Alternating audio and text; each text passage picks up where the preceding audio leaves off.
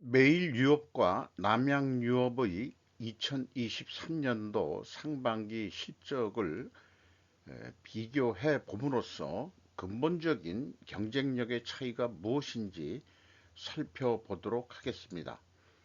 하단에 나와 있는 내용 참조해 주시면 대단히 감사하겠습니다. 먼저 원가회계 손익으로서 매출액을 비교하면은 매일 유업이 8,600억 원대고 남양 유업이 뭐 한 5천억 원대라고 얘기를 하면 될 것 같네요. 한 9대 5 정도 비율인 것 같습니다. 남양 유업이 더 경륜이 오래된 기업인데 시장에서의 경쟁력이 한참 많이 떨어졌습니다. 그래서 경쟁력의 근본적인 차별성은 무엇일까라는 점이 매우 궁금해집니다. 재고 자산을 보면은 그 매출액이 매일 유업이 높음에도 불구하고 재고 자산은 더 적게 가져가고 있습니다. 근본적으로 저는 이 재고 회전율이 근본적인 경쟁력이다. 재고 회전율이 높은 매일 유업의 경쟁력이다. 이렇게 먼저 결론을 내놓고 다른 사안도 한번 좀 살펴보는 게 좋을 것 같습니다. 어, 매일 유업은 영업이익을 냈는데 그 남양유업은 영업 손실 적자를 나타내고 있죠. 거의 뭐 이 정도면은 그 3배 차이 정도 된다고 볼 수 있겠습니다. 무엇이 그렇게 희비를 갈리게 하느냐, 이런 점도 과제겠죠. 근데 여기서 보면은 이 매출 총이익률을 보면은 매일 유업이 일단 더 높습니다.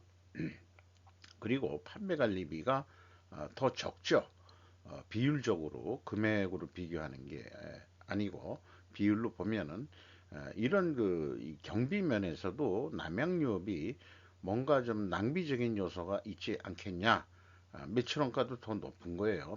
매출 총이익률이 더 낮으니까. 그러면은 남양유업은 판매 가격은 다 유사하다고 그런다면은 매출 원가를 비싸게 하는 요인들이 또 뭐가 있을까? 이런 것을 좀 이제 분석을 좀 해봐야 되겠죠. 그래서 우선은 스루풋 관점에서 전체적으로 재료비하고 운영비용 두 가지로 크게 나누어서 보면은 재료비율을 좀 따져봐야 되겠어요. 근데 이 스루풋율을 보면은 나머지 비율이 이 재료 비율이니까 스르픈율은 그 매일 유업이 37.8%고 남양 유업은 41.9%나 됩니다. 그러니까 스루프상으로는 이 남양 유업이 마진이 좋아요. 그런데도 적자다 이거예요. 재료 비율로 보면은 매일 유업이 62.2%고 남양 유업이 58.1%인데 운영 비용에서 이게 뒤집어집니다. 운영 비용이 매일 유업은 33%고 그 남양유업은 46%가 되겠어요. 어, 요것이 또 비용이 남양유업이 좀 낭비적인 요소가 좀 크다. 마진은 좋은데 더 쓰는 비용이 많다. 뭐에 이렇게 많이 쓸까? 이런 것이 좀 관점으로 떠오릅니다. 재고자산 아까 그 손익계산서에 미리 표현을 했습니다만 다시 한번 얘기하면은 어, 이 전체 그 재고는 매일 유업이 높습니다만 가공비 배부 재고 자산이 실제 그 제품이 나가고 상품이 나가고 그다음에 반제품이 있어요. 반제품이라는 것은 반제품 상태에서도 매출이 가능한 그런 건데 매일 유업이 재고가 작습니다. 매출이 많음에도 불구하고 재고 관리를 아주 잘하고 있다. 이런 얘기가 될 수 있겠죠. 그리고 이 전년에 비해서 그 재고를 15%나 줄였는데 거꾸로 남양유업은 2%그 재고가 증가를 한 것도 문제가 되겠습니다. 비용의 성격적 분류 내용에서 핵심적인 것은 그 뭐 금액 차이 뭐 이런 것보다도 가공 비율을 보면은 가공 비율이 메일 유업이 16%고 남행유업이 27%입니다. 그러니까 공장 생산비에서도 그 남행유업이 뭔가 낭비적인 요소가 있겠다. 이렇게 생각이 들어갑니다. 어떤 비용들을 많이 쓰고 있느냐, 이런 것들이 좀 관심 사항으로 부수적으로 재고 회전율 외에 떠오르게 됩니다. 무슨 비용을 낭비를 하고 있느냐, 이런 거죠. 그리고 재고자산 매출원가 회계 투명성에서도 매일 유업은 차이가 없이 다 클리어한데 남양 유업은 84억 원의 그 차이가 있다는 거죠. 이것이 무엇인지 추적할 길이 없습니다. 89억 원 차이가 있습니다. 임의적으로 그 매출원가를 줄여가지고 그나마 영업 손실을 적게 나오려고 조작을 했다. 라고도 의심을 살 수 있는 그런 상황이다. 이렇게 보겠습니다. 운영 비용에서 인건비가 인당 평균 임금을 보면은 매일 유업이 그 7,700만 원 선이고 그다음에 남양 유업이 5,800만 원 선입니다. 거의 그 1,900만 원 연간 차이가 나는데 이 정도 차이면은 같은 업종으로서 남양 유업 사람들이 기운이 나겠느냐, 이런 생각을 해볼 수 있겠어요. 뭐 금액은 뭐 적게 나옵니다만은 인건비 쪽에서는 남양유업이 더 금액이 많이 나오죠. 직원 수가 또 많이 있지는 않아요. 한 55명뿐이는 안 되는데 남양유업이 월급을 좀 적게 주고 있다. 이렇게 봐집니다.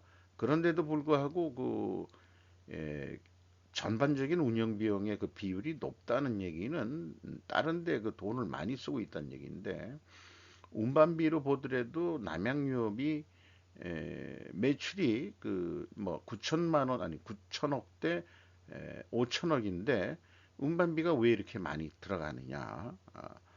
그것에 봐서는 여기에 또 흑막이 있을 수 있다. 운송비가 너무 비싸다. 그다음에 광고비가 나가는 데 있어서도 물론 이제 금액은 작습니다만은 이것도 적정 가격으로 하고 있는지 비용 측면에서도 감사를 해볼 필요가 있지 않겠냐 하는 생각이 들어갑니다. 그래서 이런 생각도 해봤어요. 메일 유업이 생산 자동화율이 높아서 인건비가 높은 것인가? 아, 이것은 생략된 말이 에, 말하자면 그 인원을 상대적으로 적게 가져가면서도 어, 이제는 그 인건비를 좀 더 남양유업보다는 많이 줄 수 있다 그런 뜻이 되겠죠. 그러면서 상대적으로 남양유업은 그 생산 자동화율이 메일유업보다 좀 떨어졌기 때문에 인력이 많이 투입되는 한마디로 저임금 수준의 근로자들이 많이 들어가는 어떤 작업 공정을 아직도 가지고 있는 거 아니냐, 이런 생각을 해봅니다. 그러니까 수작업이 많이 들어가고 뭐 하다 보니까 전반적인 생산 공정이 느려져 가지고 재고도 늘어나는 거 아닐까, 이런 또 생각도 해보게 되는 거고요. 어, 그리고 또 그 운반비가 많이 들어간다는 얘기는 운송 단가는 또 건전하다 하더라도 재고 효율 관리에서 여러 가지 그 낭비적인 그 배송 시스템이라든지 그런 것들이 좀 있지 않겠냐, 이런 생각을 해보게 됩니다. 그래서 여기에서도 또 부실의 좀 냄새가 난다 이렇게 보겠습니다. 경영평가 지표에서 근본적으로 매일유업이 재고 회전율이 8회전인데 남양유업이 4.1회전이에요. 거의 더블입니다. 이게 결정적인 경쟁력의 차이라고 볼 수 있겠습니다. 매출이 작은데도 재고를 많이 가져간다는 얘기는 이게 그 신선식품인데 유통기한도 있을 거고 그러니까 재고자산 폐기 손실도 많이 나올 거예요 아마. 그러니까 매출 원가가 올라갈 수밖에 더 있겠냐, 이런 얘기를 해볼 수 있겠어요. 근본적으로 남양유업은 재고 관리부터 뜯어 고쳐야 되지 않을까 싶습니다. 이자 부채 레버리지 쪽에서는 남양유업은 있는 게 돈뿐이 없는 회사로 되어 있습니다. 부채가 좀 있었는데 다 갚았어요. 메일유업은 27.1% 이자 부채 레버리지를 가지고 있고요. 그리고 또 수금 속도 면에서도 어, 매출이 적으면서도 수금을 좀 늦게 하고 있어요. 이것도 경쟁력에 문제가 있습니다. 수금하는 것도 제대로 어, 이 수금을 못 하고 있다는 얘기죠. 어, 그리고 매입 채무 쪽에서는 또 이 물건을 구입하면서 돈을 주는 매입 속도는 매우 높습니다. 이 얘기는 협력업체한테 잘한다 그런 게 아니고 그게 아니고 원재료가 원유이기 때문에 젖소 그 우유 아니겠어요? 이것을 돈을 줘야만이 물건을 살 수 있다. 아니면은 성금을 주서라도 물건을 더 좀 싸게 살라고 한다는 그런 차원에서 아마 또 이렇게 하고 있는 거 아닌가 하는 생각도 있습니다. 한마디로 남양유업은 왼쪽에 있는 뚝녀로 보이고 매일유업은 좀 오른쪽에 있는 날씬녀로 비유를 해볼 수 있겠습니다. 부분적인 영업 개선 활동으로 영업은 수금 속도를 개선해야 될 거고 그 다음에 그 생산 쪽에서는 생산량을 수요 대응에 영업의 그 판매 수세에 따라서 재고를 줄인다는 차원에서 수요 대응 생산을 좀 해야 되지 않겠냐 이렇게 생각을 합니다. 그런 생산 관리도 좀 더 효과적으로 돼야 되겠고 영업도 그 수금 속도를 좀 개선하고 뭐 이렇게 해가지고 매출을 좀 해야 되는데 아까 그 광고비 같은 경우를 쓸 경우에도 어느 계층을 소비자 계층을 그 대상으로 해서 영업을 해야 되겠느냐 이런 거 봐서는 제 생각에는 뭐 잘은 모르겠습니다만은 우유의 그 선택권은 아무래도 가정주부가 가지고 있지 않겠냐. 여성들이 가지고 있기 때문에 또는 학부모들 그런 학부모들이 가지고 있기 때문에 학부모 여자 그 어머니들 그런 대상으로 해가지고 어, 이 마케팅을 해야 되지 않겠냐 그런 생각을 해보게 됩니다. 어, 그 제품 가격 변동 압박률에서 해봤습니다마는 원유 가격은 거의 유사하게 올랐어요. 그 가중 평균으로 남양유업이 1.8%로 약간 더 좀 싸게 사고 있는 것 같습니다. 아까 그 매입 채무 회전 속도가 그 빠르죠. 조금이라도 더 싸게 살려고 돈을 빨리빨리 주고 있다는 거로 그 인식이 되고 있고 그리고 가공 비율은 저기 남양유업이 그래도 그 퍼센테이지는 0.1%더 낮췄음에도 불구하고 계속 영업 손실은 근본적으로 운영 비용의 그 부실한 금액들이 여러 군데 있을 것이다. 그런 얘기죠. 그리고 판매 가격은 더 그 상반기에 남행유업이 더 좀 제품 가격을 인상했어요. 이것 때문에 또 소비자들이 조그만 차이라도 분명히 물건을 선택하는데 이유가 있을 것이고요. 그러나 한 가지 이 영업 외적인 그 이 어떤 그 전반적인 회사 이미지가 남양유업이 한번 찍혔기 때문에 아마 소비자들이 그걸 다 알고 있을 겁니다. 소비자 운동으로도 남양유업 거 사 먹지 말자.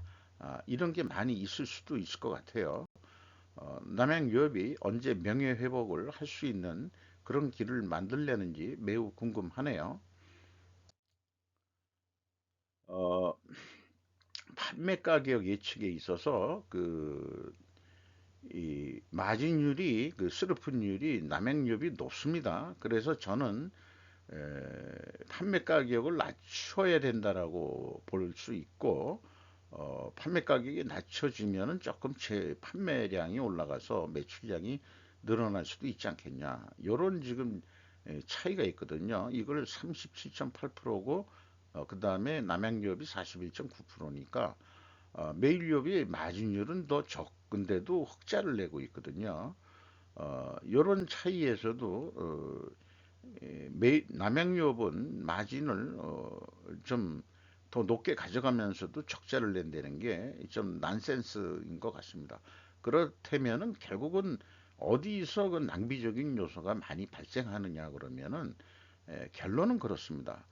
연간 그 회전율이 매일 유업을 17회전 정도 할 거로 예상이 됐고, 남행유업은 더 노력해서 9회전까지 하면은 되긴 되는데, 이 근본적인 차이로 여기가 어, 그 9를 빼면은 어떻게 되나요?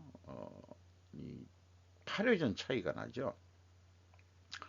그러니까 거의 더블 정도면은 여기서 게임은 끝났다 이렇게 생각을 해보면 되겠습니다.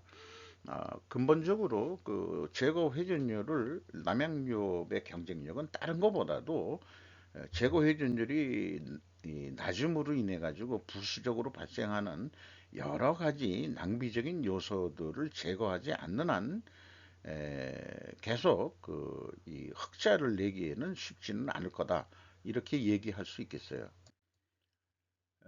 주가는 시장에서는 동시에 장부 가격 대비 한 56%선 동일한 수준으로 나타납니다.